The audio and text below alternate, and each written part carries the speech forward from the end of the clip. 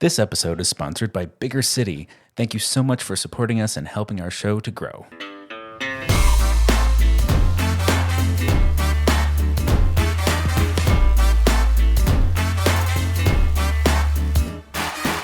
Welcome to the Big Fat Gay Podcast, where we talk about the things that are weighing on our minds. Happy Fat Liberation Month, everyone. Happy Fat Liberation! I'm Trevor Keyson. I'm a super chub. And today I'm I'm a Fat Liberation Month boy. Okay. It's exciting. We're here. Hi, my name is Michael. I am a chubby chaser, and I suppose I'm also a Fat Liberation Month boy today. See what I did there? It was a cop-out, but it's true. It's always nerve-wracking going after Trevor, and so when he throws me a softball, I feel like I have to just jump on that train. Okay. I'm just basking in the mixed metaphor of the softball on the train. Okay, moving on. Hey there, my name's Don. I'm a big, fat, chubby guy living here in sunny Hollywood, and today I am barricading my bedroom door for fear that people are coming in to try and liberate my fat. Oh, dear. Oh, no. We got some weird energy going this morning. We do. Hi, my name is Dan Oliverio, author, public speaker, and chubby chaser. And yes, we are storming the Bastille, the fat liberationists, to free. What are we freeing again? What are we freeing again, Trevor? I forgot. You can't have my fat. It's my fat. It was a weird morning for all of us, listener. It's been a weird. Our croissants were all delayed. I'm only halfway through my coffee. We're Welcome back to the Big Fat Gay Rambling Hour. Yes. So, we actually have a lot of great stuff for you guys. But first exciting. off, we want to lead off with thanking our Patreon subscribers for getting us here. Yay. Yeah. Without you, we would not have the means of doing these recordings, and we would not have the means to be returning to our full-time recording schedule. Yeah. So this episode we're recording with our new system. Well, Trevor dies in the corner. Yeah, I'm fine. From coughing. It's cool. I'm good. We are recording this via Riverside and shipping it out to an editing service that did a great job last time. And that's all thanks to you guys supporting us financially, helping us keep the show on a weekly schedule, which is what it's going to be going forward. So yay. Thank you. Thank you also to Big Fig for partnering with us. We have an affiliate going with them. If you plan to purchase a mattress, or at least look at purchasing a new mattress, consider Big Fig. They are excellent. They are completely fat-centric, fat-focused. All of their advertising is around making fat people feel welcome, and that's their whole business, is making the best possible mattress for fat people and their partners. So check them out. I hope the link is working. We have one person who said that they made a purchase and we haven't seen it go through. So if you're looking for a new mattress and a way to benefit the podcast, our link is one way to do it. And the link would be on our website. Yes? On the website and the resources page. Okay. And we are also celebrating another great event. Yay. Ba-ba-da-ba. We have our 100th review. Yay. Yes. How exciting is that?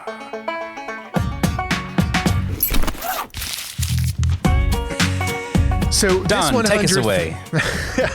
This 100th review, folks, I've been listening since the very beginning, but held my review in my pocket until this very moment because 100 is a fancier number of reviews to have than 99. I cannot disagree. Am I the target demographic? I'm a cis, white, mid-sized femme Gen X grandma in a hetero marriage of 25 plus years. So yes, I am. Are you a person? Do you have a body that the predominant culture thinks is available to comment on? Do you like listening to nice people who are smart, interesting, funny, and genuinely charming? Get in a parasocial relationship with Don, Trevor, Dan, and Michael. It will be a bright spot in your podcast feed every week. And God damn it, I think we need to take out radio ads with this copy, because I mean, damn, she's selling us better than we've ever sold ourselves. Thank you. I like that she's been waiting for the most dramatic moment to leave a review. Like Waiting to pounce. That's so like That's so our listeners, isn't it? Yes.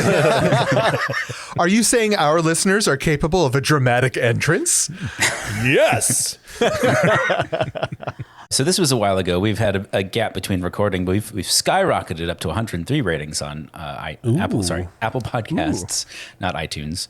So thank you, everybody. We love seeing the feedback and love knowing that you guys are actually listening to the rambling. We do appreciate it. And once there. again, we have an advertising budget of 0. So please, spread the word if you think our podcast will benefit somebody or if you just want to annoy someone with our dulcet tones, spread us like a virus. All right, go.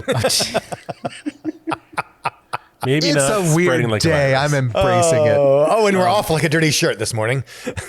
We're Do the thing that people do with their pets where like you just put on the podcast when you leave the house to keep God. We'll keep your dog company.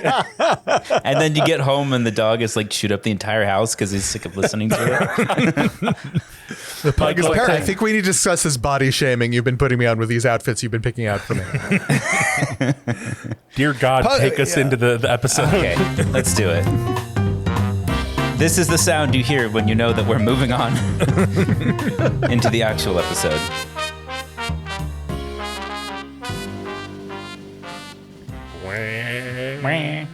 That's right. Jazz hands, baby. So this first subject, I was like, I'm probably the only person of our little podcast crew that knows about this. And he was. Yeah. So Troye Sivan had his music video Rush come out, which was met with criticism for the lack of body diversity in the video. So he is this white, blonde-haired, blue-eyed, very traditionally good-looking Twinkie gay guy who has a song that is sort of encapsulating, like, the way it's sort of put in this article is joyful hedonism, Yeah. which I think is kind of on point. Like, I watched the video. It's very much about that sort of like summer sex vibes, but in a fun, playful way. And there's, as you would think, a lot of bodies in the video. A lot of bodies, mostly partially nude, shirtless. Sort of.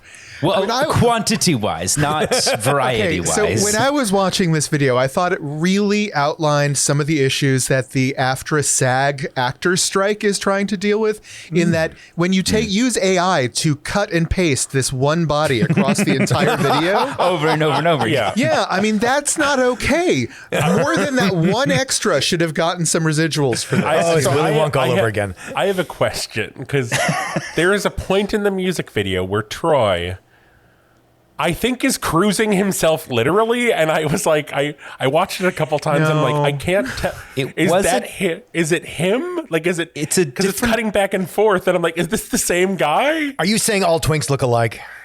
Apparently, because I watched this scene where he's like cruising the guy who has the lighter, and he takes the lighter down to kind of like his crotch, and I'm like, I couldn't tell if that was the same person.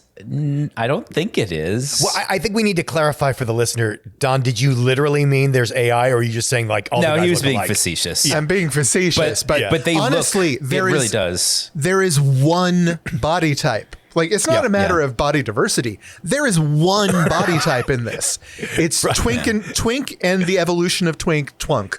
That's it. That's all you get in this. As Dorothy Parker once said, it goes the distance from A to B. Exactly. Now, the part of the discourse around this is the lashback, which is, I think, taking place mostly on Twitter. People are calling him out on this. People are saying, like, yeah, you couldn't have tried a little bit harder. And his response, I love the response. It's very sort of typical of like, oh, we were just making a video. We didn't think about that. Yeah. Which, okay, fine. But like, It's honest. He's very honest. And the thing is, like, people were also, I think, lashing out at him. So what's the quote exactly? Because they said, Like, go eat something, twink, it's something like, eat something, you stupid twinks. Ouch. So, like, that's not okay either. That's not okay. Who No. thought that was okay? I mean, I don't think it's fair to like. I hate to always have to be like, but think of the twinks. Like, be like, it's not. Don't lash out at the twinks. But at the same time, like, I don't really expect. I don't think it's fair to expect from this guy who, like, clearly, like, in constructing this video, it's like, okay, there is no body diversity. It is just like, I was just like making a music video with my friends. With my friends who all look like me. Yeah. And I think if someone went to him and was like, we need to have body diversity, I think it would have gone like the Andrew Christian I was thinking of that. underwear thing where it's Yeah. like, it would not actually, like, it would be this very performative, poorly executed And thing. like, if I'm going to make a music video just like this, am I obligated to include people who look like him? Because those aren't the people I'm attracted to. And this video is about him being attracted to a bunch of guys. And by the way, there is racial diversity in the video. It's not just a bunch of white guys. It's white and black people. Yeah. That's I mean, it. Yeah, that's, two flavors does not make racial diversity. I wanted to follow up on Trevor's point, like comparing it with the Andrew Christian thing where like we have some diversity, see.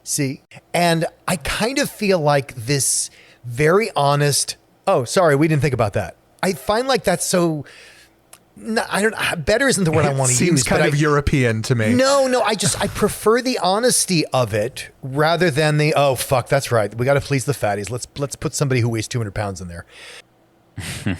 I kind of prefer that sort of like the joke that's like in LA, you don't bother to make up an excuse. Like in New York, you'd be like, oh, geez, I my car and the subway and blah, blah, blah. And in America, and in California, you're just like, oh, sorry, dude, I spaced. And I think there's something of value in like, oh yeah, sorry, we didn't think about that. Like, I kind of admire the honesty, if not the result. Yeah. I mean, yeah. I would also kind of like to sit down at some point and have a conversation with a twink person about this, about their feelings on the whole, like, the whole eat something tweak thing, being an equivalency to the fat shaming. Because I guess I understand it mentally, but by the same token, in a video that's featuring nothing but this body type, every other gay video I go out to features that body type, not mine. And so I just don't feel like there's an equivalency. And I feel like it's an excuse giving them the chance to exclude fat people and feel okay about it. Yeah, I think there's a lot of situations where people try to or are misunderstood to be trying to make an equivalency. And I think it's not about that. It's just that, if you wouldn't do it in one direction, don't do it in the other direction. I think that. And I agree with that statement completely. Yeah, and I think that was Trevor's point. It's like you don't get a pass on body shaming because you're mad. Mm-hmm. It's, I don't know. As I'm just thinking of like watching the video, I was like, this all seems horrible. I don't want to be at this party where they're doing like the Breakfast Club kind of table dance at one point. The line dance. I don't know. It looked like Russian folk dancing to me. There was so much about it. Like, I mean, the layers of like the no body diversity and like everything. It's like, I felt like I'm not part of this world at all. I think that's what makes it so insidious, because so many of us have had that feeling of like, I am so not part of this world at all. And yet the people in that world are completely oblivious to that. Yeah. Whereas, even as privileged and normalized, or passing as being a chubby chaser is, especially being a white cis man being a chubby chaser, there's that, I know, like because I've felt other, I can more easily understand that feeling of otherness. And I think that is not true for a lot of people. Mm-hmm. Where like, I understand like this is just for me and my friends. On the other hand, it's a video and they're not getting that not everyone's part of that party. Well, and you're not inviting us. You're not inviting us to that party. You're just sort of demonstrating that you're having a party without us. Does art have to be all things for all people all the time? Yeah, I agree with you. It doesn't. Or maybe that's not your point. I don't but think it doesn't. so. But I think because it was, this question, like this thing that I was aware of that was happening, but I was like, before I even knew about the lack of body diversity, like I was like, this is not really for me. I mean, the music video is Rush, which is a reference to the Poppers brand Rush. So I was already kind of like, I'm not like a Poppers Club guy, but like, I don't. You just like blew us another sponsorship, man. Yeah. Use promo code Big Fat Rush to get 20% off your next order of Poppers. No, I just, I don't think it needs to be for everyone. And like I said, like, this seems horrible to me. Just like partying in a warehouse barn. I couldn't really tell where it was. And like, I don't need to be part of that. And I'm kind of like I said, I think if they had tried to have Troye Sivan's version of body diversity, it would have, I think, been received even worse. Yeah, I think you're right. I think you're right. To me, what makes a difference is that he's not doing, as far as I could tell, he's not doing anything anti-fat in the video.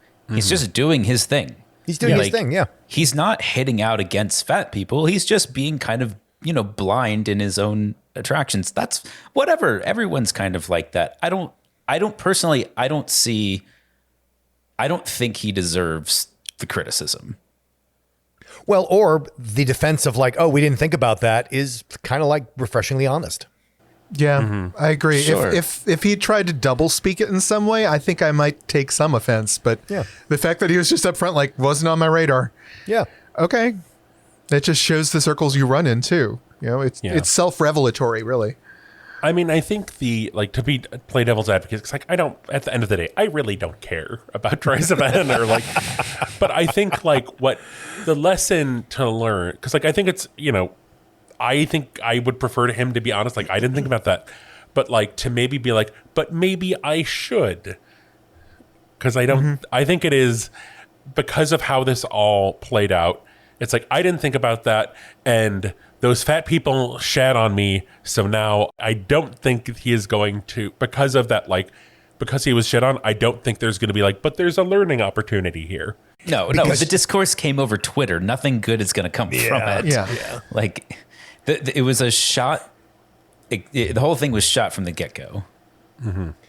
I don't know. I would be curious to know if people think Rush is a bop. I didn't even really like the song that much. I don't know. I was looking at the YouTube comments of people like, this is the summer anthem. And I was like, is it though? I feel like there's been so many better, especially with the Barbie soundtrack. Like, yeah, exactly. There's so many other like legit bops this summer. I feel like it's a little early to declare the song of the summer anyway. When we're not done recording, when this came out in July. Yeah. Yeah. Like, it's a bit early, guys. All right. As our second article today. Yay. Yeah, I think veering in a complete different direction. Yeah. I'm going to bat this on over to Dan because I'm not touching this person's name with a 10-foot pole. Why, thank you, Don. I appreciate that. I want to see if I can actually pronounce it now. Before the podcast, Dan was coaching us in this Finnish artist's name and the pronunciation of it. And when you say Finnish artist, it's not an artist who's complete. It's an artist who's from Finland. Yes. Okay. So, hold on. I want to try to pronounce it, and I want to see if I got it right. I'm sorry. Iiu Susiraja. That's darn close. That's darn close. Yes. And yes, I think they'd take that. So the artist, Iiu Susiraja, what she does is she does these incredible photographs, sort of self-portraits, but in unusual staged photographic positions. Very ordinary stuff, like her house, her parents' house, objects you find around the house. But the juxtaposition of her body, those objects, that environment, kind of is striking. It's usually a blank expression. I'm trying to think of what are some of the examples of her photo. Well, so let's start with, she's very fat. And so the art is always centered around her body in some form or fashion. They're all self-portraits, right? So she's in all of these photos. Mm-hmm. And often in a state of undress. Oftentimes undressed or partially undressed. And she always comes up with a list of props, like per photo when she's planning. She wants to come up with whatever sort of mundane props that she can find she has a sort of specific way of narrowing things down. Like the example she gives is, if I'm looking for a smoking implement, well, e-cigarettes don't have a timelessness to them and pipes aren't really all that common. So I would choose a cigarette if I were going to choose that kind of a thematic prop. So she has a method of narrowing down the things that she includes. But for instance, one of them is a photo of her lying in her bed with this beautiful sort of natural light coming through the window, and she's on her back, and on her belly she has a large jar with an upright banana in it. And the photo is called Functional Communication. There's another photograph of her. She's wearing a skirt and a blouse, and she has a broom. She's kind of standing in that area, kind of between the dinette and the kitchen, and she's got a broom that is being held up under her breasts. And she's wearing a blouse, and she's just staring at the camera. And it's a very nicely composed picture. And this is from Artforum. And the intent is that it's really about what reactions does this produce in you, the viewer? Because it's sort of almost a Rorschach test would be one way to say it, except it's not abstract. It's these literal objects, like a broom, like the plant in the background, like a picture on the wall, like her breasts holding up a broom. Mm-hmm. And it's that sort of mundane aspect contrasted with the unusualness of the image. And her intent is to sort of spark, what does this bring out in you as the viewer? Because once you, this is the thing, once you see a fat body, there's so much baggage around being fat, whether you're fat, whether you like fat, whether you hate fat, it brings up so much stuff. And then there's just she's just standing in a room that's just so ordinary. And I love that juxtaposition of how ordinary this is and how extraordinary this is. There's something about it that because the whole thing of it's not inviting or repelling, and it makes me think of you go to your friend, your friend buzzes you up to their apartment. They're like, "Oh, the door's unlocked, just come in." And you open the door and it's just someone else's apartment, and you just kind of catch them in this moment. Yes, and it's yes. That's a great way of putting it. She's standing there in a swimsuit with a mannequin arm between her legs, and just kind of looking at you, and you just kind of close the door and are trying to process what you just walked in on. I would love to hear other people's reactions to these, because when I saw just the sampling and the article, I had to go out and look up some of her other work, because I was laughing. Right? Yes. I thought it was hilarious. I loved what I was seeing. And all of my reactions, I think for me, came from the expression on her face is very often how my inner monologue feels when someone's forcing me to take a photo and I don't want to. It just, she caught my reaction in some of these things. And I loved it. I just loved it. In the interview, she talks about what that expression is, and she says that blank expression it has two functions for her. One, it doesn't tell the viewer how to feel. Like if she were crying, you'd know what that's about and you wouldn't investigate further. Or if she were laughing. And she says the other thing too is that the blank expression is a way of keeping ourselves private, a way of, when you don't have a reaction. It's a way of not disclosing what you're feeling to other people. It's a way of preserving your own emotional privacy. Anyway, this show is currently running at MoMA PS1 in New York through September 14th. I would love to hear from any listeners that have the opportunity to go to the show and check it out, and let us know what you felt, what you saw, your favorite pieces. Okay. Yeah. And with that, we hurtle along into... Yay! The Watch of Fat. Do you feel it? Do you feel the breeze, the change, the fat? Fat Watch 2023. It's Fat Watch 2023, baby. I almost said 2021. No, we're backsliding. Nothing really has had the same ring to it as Fat Watch 2020 or Lizzo Watch 2020. Yeah. That really had a Anyway, moving along, we have a wonderful article in the Washington Post, believe it or not, by Danielle Pinnock, who I wasn't super familiar with, but you guys know her from Ghost. Yes, she is one of the regulars on Ghost. CBS, I think CBS. And she's hysterically funny. She plays a big, fat, wonderful jazz singer from the 20s. They're all ghosts from different eras. Oh, I know her, yeah. She also is on, I think, Instagram as Body Courage. Yes. And she's also in so many ads now. Oh, well, because she's really blown up and it's really great. But anyway, she wrote this article, which I think Trevor's going to talk about.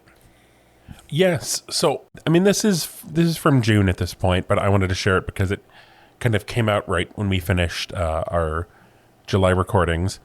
And it was her opinion piece for the Washington Post talking about Lizzo getting fat shamed and what fat shamers don't understand about Lizzo. And I just loved it because like I love her. I loved hearing her perspective as a fat black woman who is in kind of like, the public light. And it's, it's not anything that we really haven't talked too much in depth about, but I just loved hearing her perspectives and also like her, she talks about medical fat phobia and, going to the doctor because she split a toenail from a gel manicure and the doctor prescribing Ozempic to treat her toenail. Yeah, for your toenail, yeah.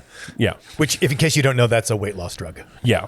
And I don't know. I also thought there were some things that she talked about in kind of talking about like Lizzo versus like My 600-Pound Life and all these other fat things in media that I think is interesting, would be interesting to kind of unpack. Because you were talking about that a little bit before we started recording, Michael. Yeah, and I think in particular, she really hones in on, why do people care? No, seriously, why do you care? Like, if Lizzo posted, like you say, it's unhealthy. Well, okay, what if she posts her blood work and everything's perfect? Does that change your opinion? Like, would you stop caring at that point? No, of course not. Like, the offense that people take that they have to lash out at her, all of this prompted by the fact that Lizzo took a break from Twitter because people were bashing her particularly hard. And so she said, I'm taking a break, I'm stepping away. And so Danielle wrote this article, and it really is just, why do you care? Why why really look at yourself and look at your behavior? Why does it bother you so much that this person is telling people to love themselves? Like, there's sort of a, not to step in it, but there's sort of a Jesus parallel here. like, just love yourselves and love your neighbors. Like, what's wrong with that? Why do you have such a problem with that? Well, and then we get into my book. Yeah, exactly right. Well, exactly right. I think, so she talks about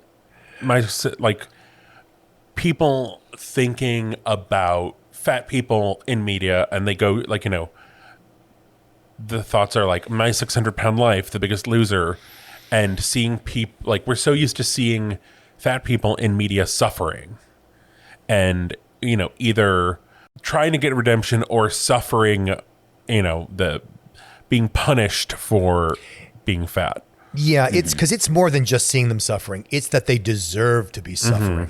That is absolutely central to anti-fat bias, is that they should be suffering. And if they're not suffering, something's wrong. And Lizzo's not suffering. Therefore, something's wrong. And we need to make her suffer. And we need to make her suffer so that she gets how much she should be suffering. Yeah. Yeah. In our little pre-show thing, I was talking to this older woman at the dentist's office and was talking about just doing work with NAFA, and she was working with domestic violence survivors and just kind of talking about medical fat phobia and the barriers of people say it's all about health, but they won't accept that. Like, okay, but in order for fat people to be able to go to the doctor, they need to be treated with respect and be treated with like human beings. And they need to be able to sit in the chair in the waiting room at the doctor's office and, have a doctor actually listen to them. Oh, but that would be coddling them, Trevor. That would be encouraging the problem. Like when they go in for, ridiculous. A split toenail, they need to have the doctor listen to them instead of trying to prescribe them Ozempic. It is just, it's bonkers. Well, that's why this new push with the whole, obesity is a disease. It's not your fault. It's a medical condition that we can sell you treatment for. And Reagan Chastain, who's just wonderful on this subject of medical fat phobia and stuff, she points to the parallel between hate the sin, love the sinner. And it's like, oh no, we don't hate you. We just hate that you're fat, which is you. We don't hate you. We just hate that you're gay. We don't hate you. We just hate that you're fat. And, then they get into the whole thing. Well, fat is a mutable condition, but apparently not, since most people regain the weight within 5 years. So it's, I wonder that's how a much whole of other this goes Donnybrook. back to the, I remember back when I was a kid, there was this whole movement in evangelical Christianity of hate the sin, That's what I'm not the talking sinner. about. And I'm wondering how much of that is just bled into everything else in America, where we just blame anyone that's going through something bad. We do it with poverty.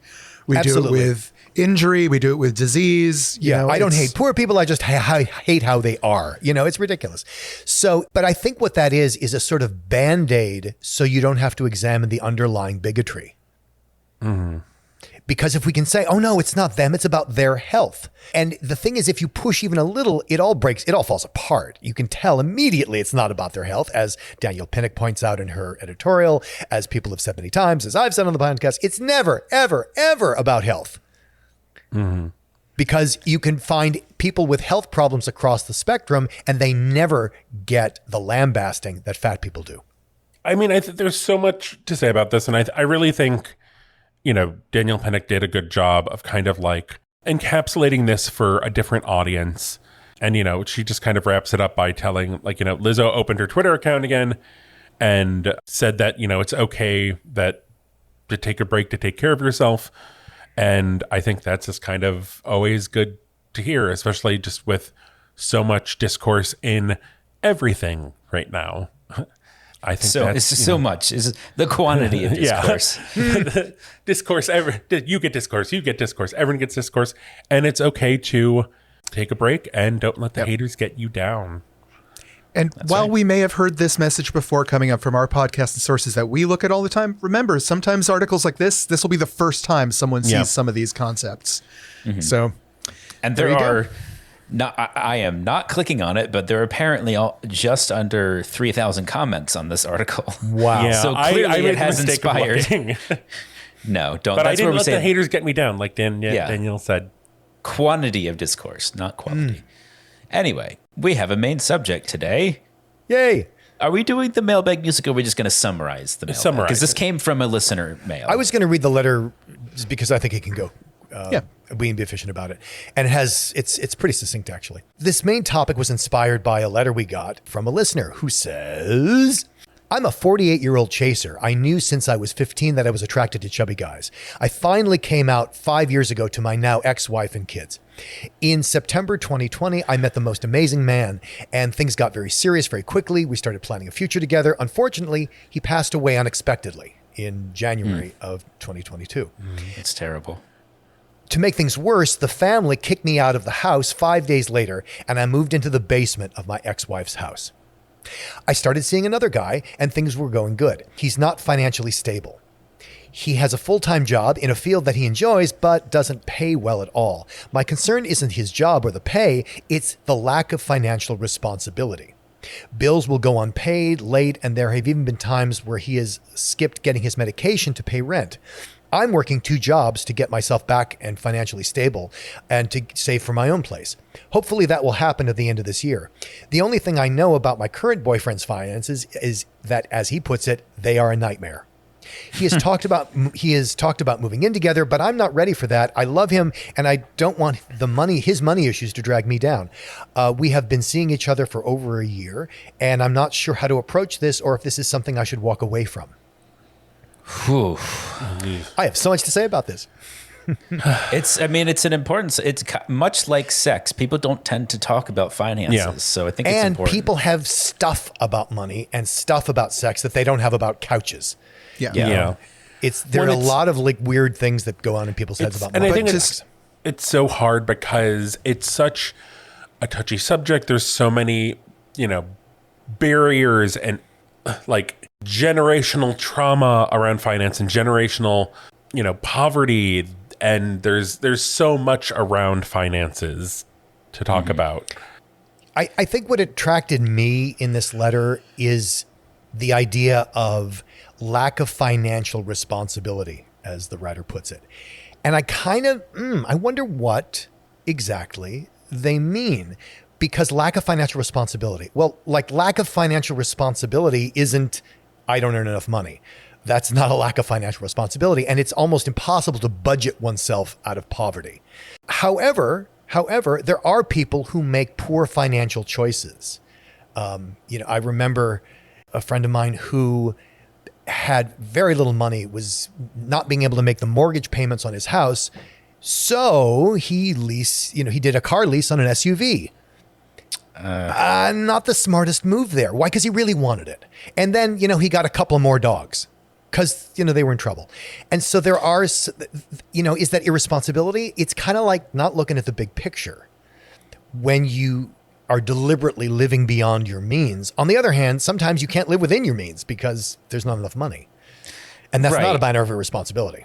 I think the lens that I would look at it through is more along the lines of where are you going to prioritize your money? I mean, because you can be what somebody else would perceive to be irresponsible, but if those dogs bring you joy in your life and you're fine with not having money for anything else, okay, like you made a choice. And I think the listener is writing specifically about, if we're going to build a future together, I need to be part of the considerations of how they spend their money. Like our life together has to be part of the conversation. And, that becomes a different consideration. So you have to make sure that the decisions you're making are not just for you, but they're for the couple. Well, I would just put something in that. It's not even, because most people, I mean, not to get into our personal life, but, Trevor and I do not share a bank account. So it's not like we're we're financially entwined at that level. And I think a lot of couples, even absolutely cis, straight, heterosexual couples don't share bank accounts. But think about this. If you were just going to be, let's say if you got a roommate, you just have a roommate and they're responsible for half the rent. These questions of financial priority, as you rightly put it, come up. So it's not even that this is necessarily even a relationship issue as we're together responsible for something called maintaining an apartment. And that is relevant. Let me throw out, it's a bit of a tangent, but I think it's important to mention. But one fundamental thing that's going on here, you are trying to change something about your own behavior, right? Something that is an issue with your own money issues and money usages. I think associating with somebody who is going through the exact same issue and is not trying to deal with it is unhealthy for your own corrections in your own life, right? If you're trying to give up drugs, don't hang out with someone who's using drugs, right? For my own 2 cents, I think it's a bad idea to be spending this much time and energy trying to merge lives with someone who is not dealing with an issue that you currently are. I think that's valid. I think there's also the question of, for example, the listener writes about not being able to afford medication, but instead spending money on rent. That's not irrational. No, that's not irrational because people will give you food if you don't have enough food. People may contribute to your medical bills if you have medical bills. Very few. It's quite a much bigger ask to move in with someone because you're homeless or because you can't pay your rent. People, it's a tougher ask for rent money and stuff like that. Whereas food banks, have food. I'm saying it's not an irrational priority. I'm curious, what the, because we have some information, but like one thing I can think of, and there's always discourse about this online, but purchasing prepared foods or partially prepared foods, and if that can be seen as a waste of money, but if this guy has chronic pain or something and he can't buy an 89-cent bag of beans that fills the kitchen, then just do all this meal prep stuff. There's different people have different needs in terms of spending money that could be seen as irresponsible spending. There's so many things here to look at. We don't really have those details, so all we can do is speculate. I think my question for the listener would be, have you talked about it? Because as for the guy writing hasn't said whether or not they've actually talked about this subject, because that's where you start. Like Don's point, yes, if they have talked about it and his boyfriend is I don't plan on addressing any of these concerns, then I think that's a completely valid perspective, which is you're going to have trouble going forward together. But if you haven't talked about it, maybe don't jump the gun just yet on I can't be with you anymore. Maybe just talk about it, express your concerns. And, I think that's where it has to start. Bare minimum, you've got to be on the same page with each other about where you are and where you want to go. Yeah. And the finances are a big part of the discussion. If you have talked about it and that discussion has happened and it doesn't look like anything's as I think Dan said this a few times before, you can't How did you put it? Like, you can't date the person you want them to become. You can't date someone's potential because it renders them invisible. Yeah.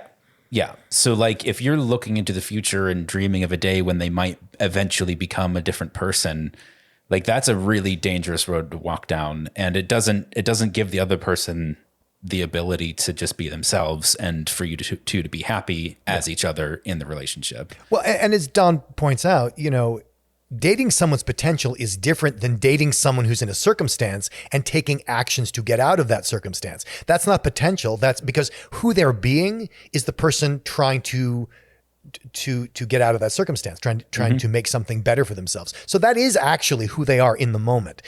What the difference in potential is when it's something that you see for them that they either see as undesirable or unattainable. Then you're dating someone's potential because it's in your head, not theirs.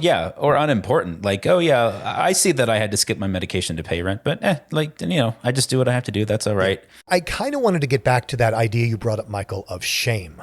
I'm sorry, of talking about it, which can involve shame. In the same way that discussing your sexual fantasies can bring up shame for people, discussing your financial situation can bring up shame for people. And you notice this in the letter where the boyfriend's response is, oh, they're a nightmare. My finances, oh, they're a nightmare, which is sort of a blanket for, I don't want to talk about it, it's terrible, move on.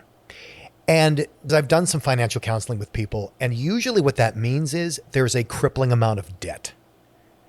Because it's not just, it can just be the poverty of it all.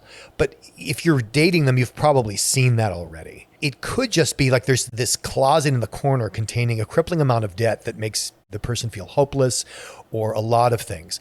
And I just wanted to briefly talk about a couple of things that I've recommended to people if people happen to be in this situation. So if you're in a debt situation, especially and student loan debt is particularly pernicious because you almost can never get out of it. But I was thinking, for example, I have a friend who had so much credit card debt. You can look at consolidation, and people have probably heard that. Like you can put it all into one thing with lower interest rate. Or you can just call up the credit card company and see if they will negotiate a lower rate with you. My friend was able to do this with 2 of his 3 credit cards because lowering the interest rate is going to save you money. And the other thing to do is look at, again, this comes up with shame, but, look at the opportunity that bankruptcy might give you. I was going to say that too, yeah. It is, I had 2 friends. This is like the story of the country mouse and the city mouse. I had 2 friends with crippling debt. One of them took the bankruptcy route. The other was like, no, I'm going to be a good, solid citizen. I'm going to pay my debts. The person who paid his debts turned out to have a lot tougher row to hoe,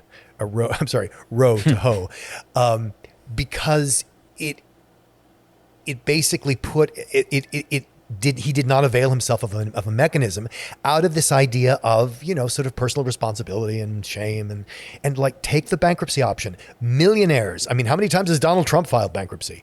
Yeah. So it's a tool that you can use to start over. Yes, it has consequences, but those consequences might be better than what you're enduring now. Yeah. I had a 30 Rock metaphor that I won't bore you guys with, but basically, if you're trying to push yourself all the way to 100 when you're much, much closer to 0, maybe just go back to 0 and start over. Yeah. That's well said.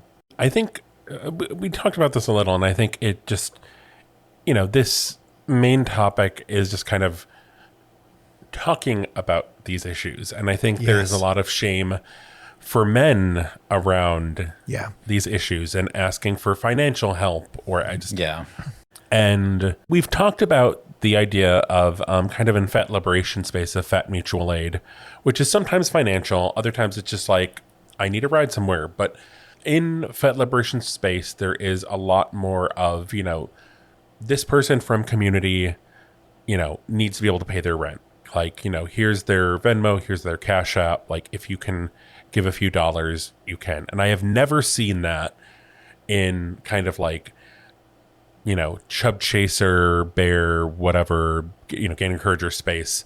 Any male community, because what you're talking about is very much sisters doing it for themselves. And even like, just, I feel like the amount of backlash to that would just be so tremendous. Mm-hmm. Yeah. The idea of, having to be a provider, and if you're not being a provider as a man, then you're failing as a man.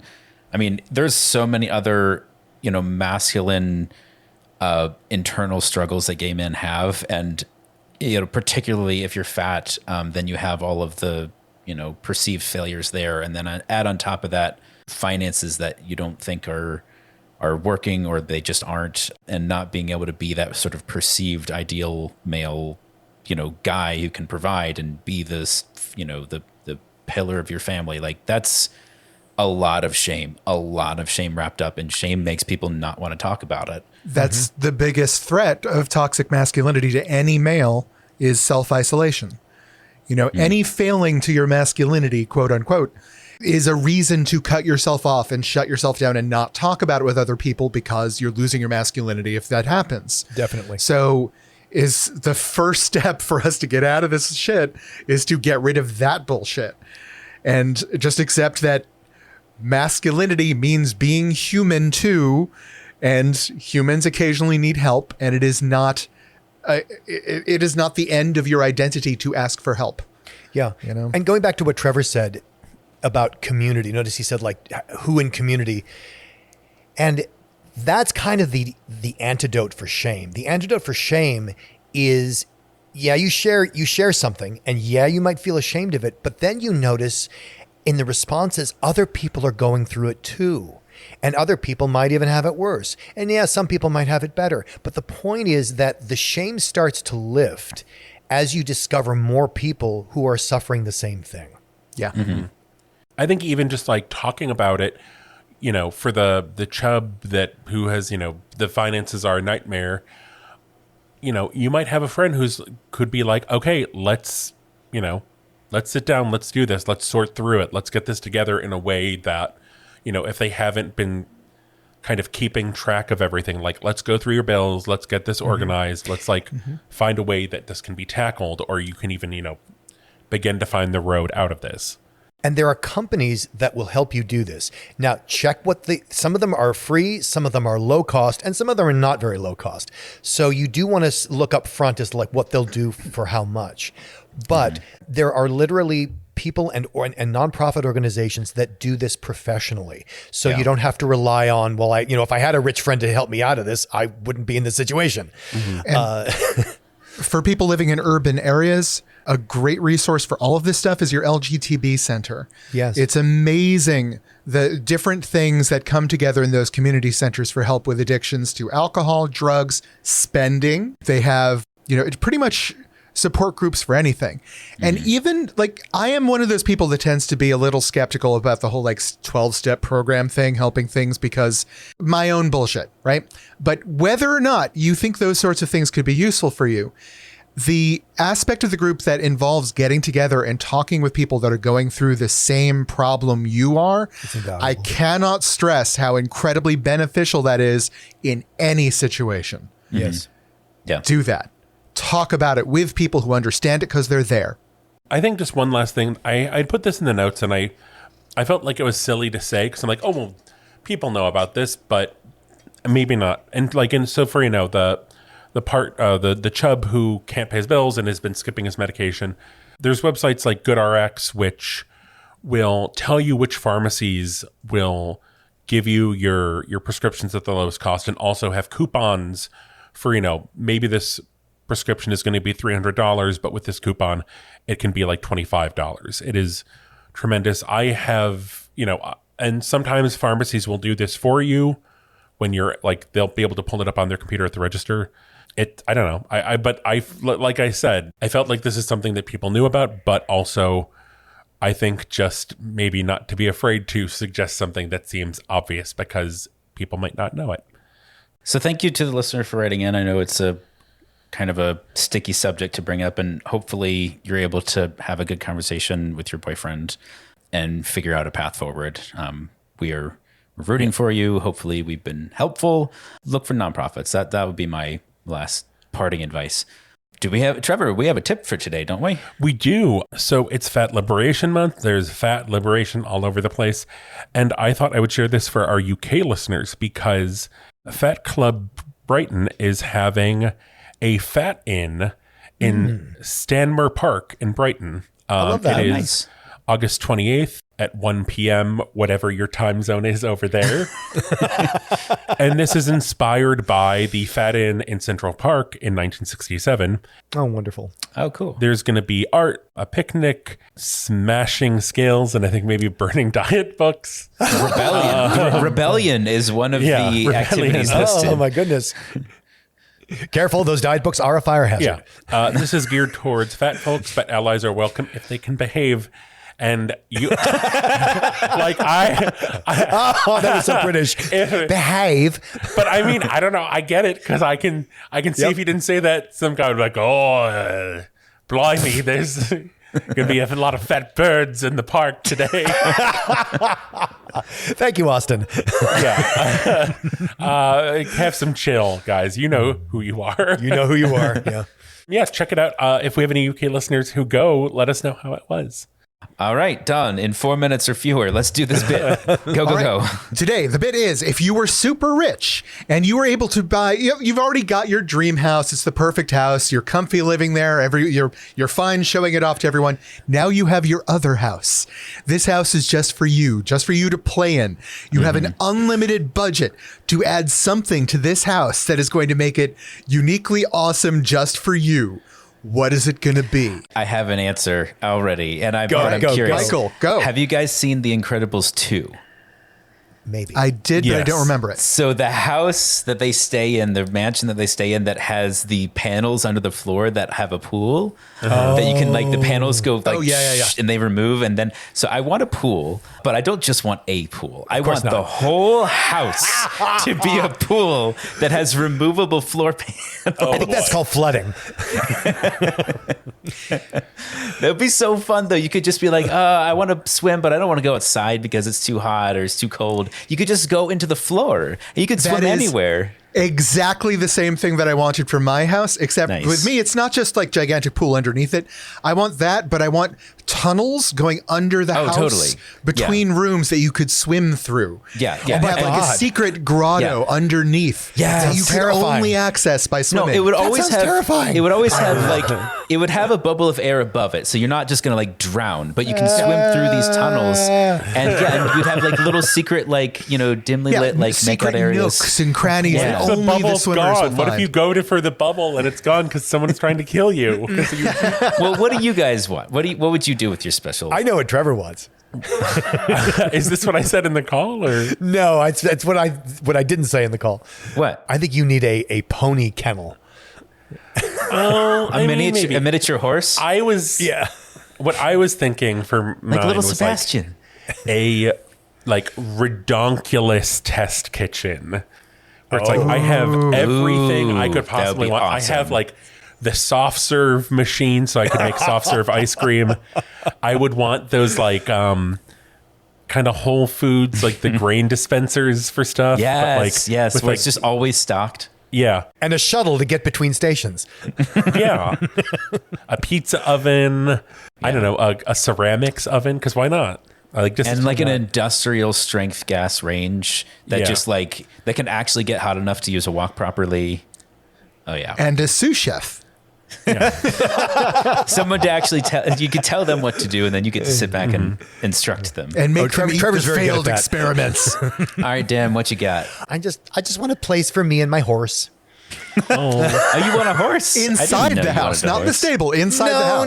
No. I have experience with horses. I don't want them in the house, but they're horses, for God's sake. No, I just think it would be so fun to urban horsing, an urban Nice. horse life.